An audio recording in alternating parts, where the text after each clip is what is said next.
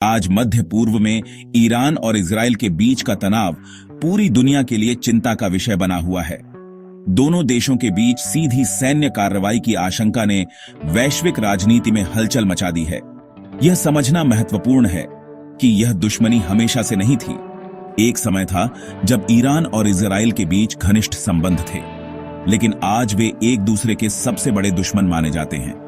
इस टकराव की जड़ें दशकों पुरानी हैं और इसकी कहानी 1969 में ईरान में हुई एक महत्वपूर्ण घटना से शुरू होती है, जिसने न केवल ईरान का भविष्य बदला बल्कि पूरे मध्य पूर्व के भू राजनीतिक समीकरण को भी हमेशा के लिए बदल दिया।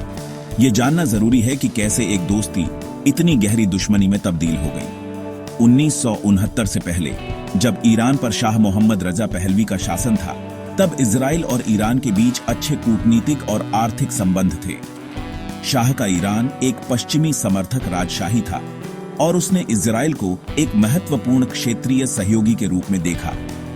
दोनों देश गैर अरब ताकतें थीं और आसपास के अरब राष्ट्रों से घिरे हुए थे, जिससे उनके बीच एक स्वाभाविक रणनीतिक साझेदारी बनी। इस दौरान दोनों देशों के बीच व्यापार, खुफिया जानकारी का आदान प्रदान और यहां तक कि सैन्य सहयोग भी होता था। ईरान इजराइल को तेल की आपूर्ति करने वाले प्रमुख देशों में से एक था। यह दोस्ती का एक ऐसा दौर था जिसकी आज की स्थिति को देखते हुए कल्पना करना भी मुश्किल है। लेकिन 1969 की ईरानी क्रांति ने सब कुछ बदल दिया।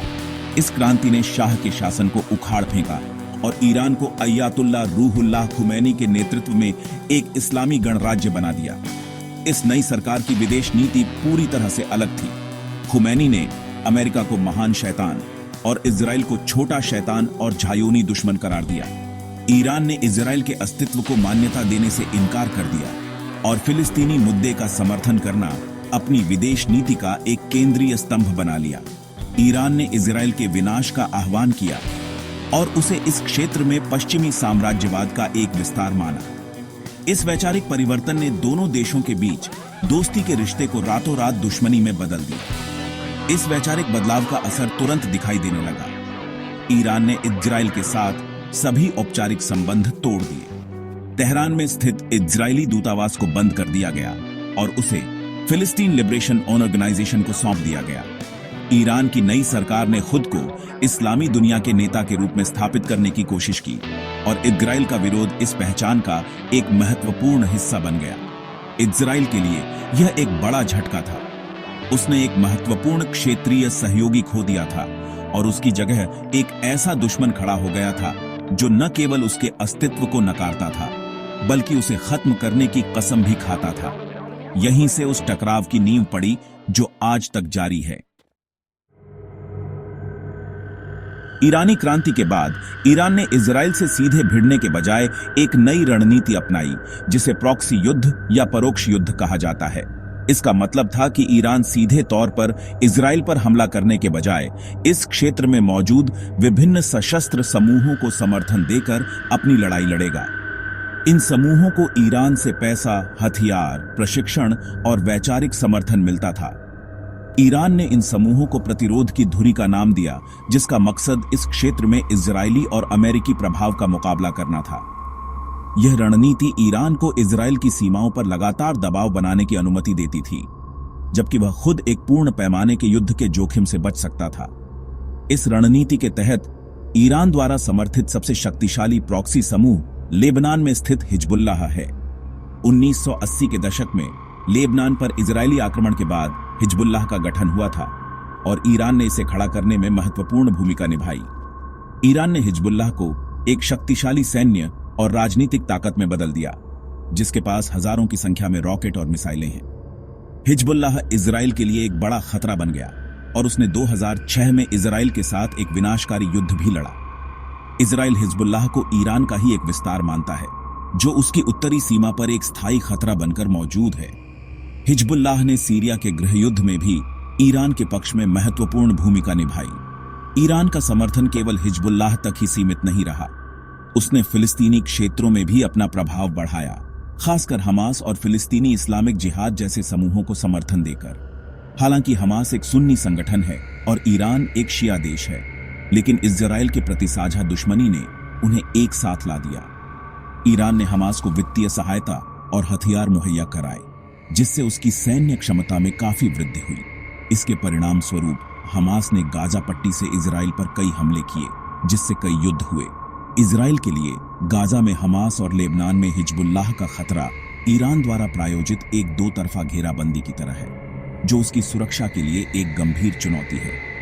इन प्रमुख प्रॉक्सी समूहों के अलावा ईरान ने सीरिया, इराक और यमन में भी विभिन्न मिलिशिया समूहों को समर्थन दिया है।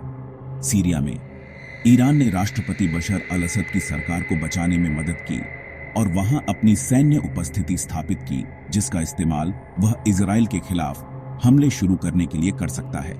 इराक में ईरान समर्थित मिलिशिया समूह अमेरिकी और इजरायली ठिकानों पर हमला करते रहे हैं। यमन में हूती विद्रोहियों को भी ईरान से समर्थन मिलता है, जिन्होंने लाल सागर में शिपिंग को निशाना बनाया है और इजराइल की ओर मिसाइलें भी दागी हैं। यह प्रॉक्सी नेटवर्क ईरान को पूरे मध्य पूर्व में अपना प्रभाव फैलाने और इजराइल को कई मोर्चों पर उलझाए रखने में मदद करता है।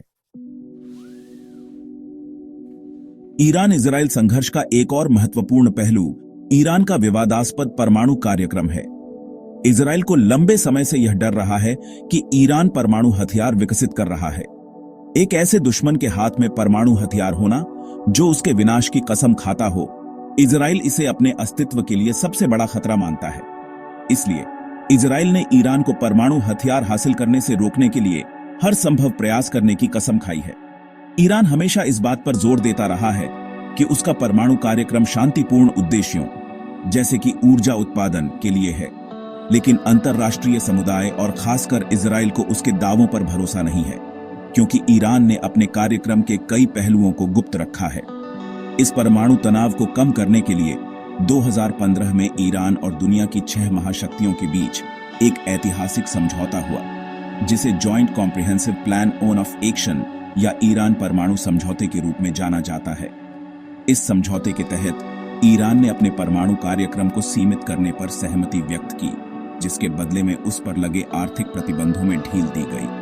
हालांकि इजराइल ने इस समझौते का कड़ा विरोध किया। इजराइल का मानना था कि यह समझौता ईरान को परमाणु हथियार बनाने से रोकने के लिए पर्याप्त नहीं था और यह केवल कुछ समय के लिए ही उसे रोकेगा।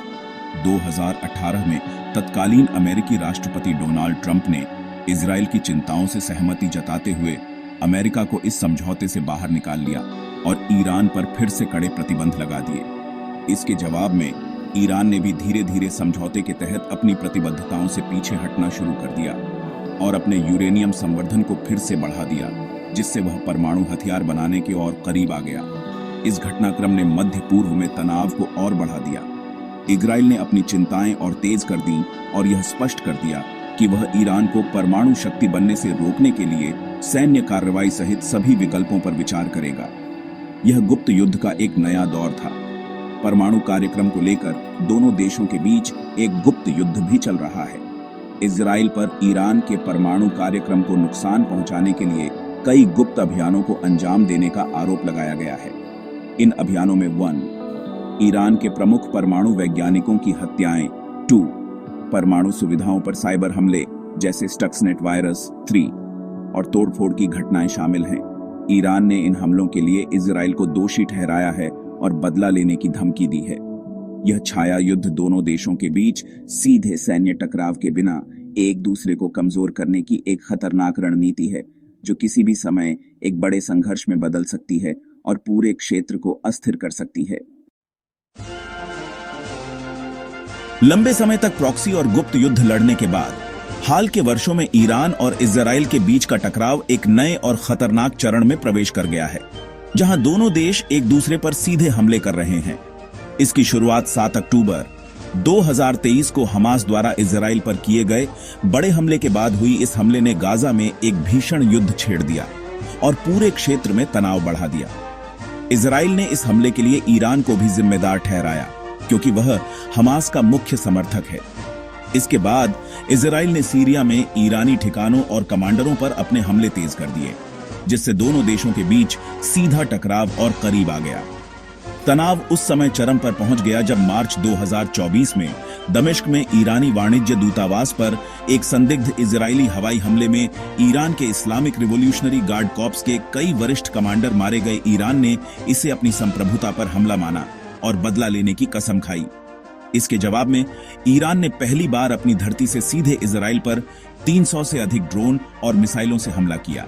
हालांकि इजराइल ने अपने सहयोगियों, विशेष रूप से अमेरिका की मदद से लगभग सभी हमलों को विफल कर दिया, लेकिन इस घटना ने दशकों पुराने छाया युद्ध को एक खुले टकराव में बदल दिया। यह पहली बार था जब ईरान ने सीधे तौर पर इजराइल पर हमला किया था। इसके बाद 2024 के अंत में इजराइल ने ईरान के अंदरूनी हिस्सों में जवाबी हमले किए, जिसमें ईरान की पारंपरिक सेना अर्तेश के कुछ अधिकारी भी मारे गए। ईरान के सर्वोच्च नेता अयातुल्ला खामेनेई ने इन हमलों को नजरअंदाज करने के लिए बहुत बड़ा बताया और एक बड़े प्रतिशोध की तैयारी का संकेत दिया।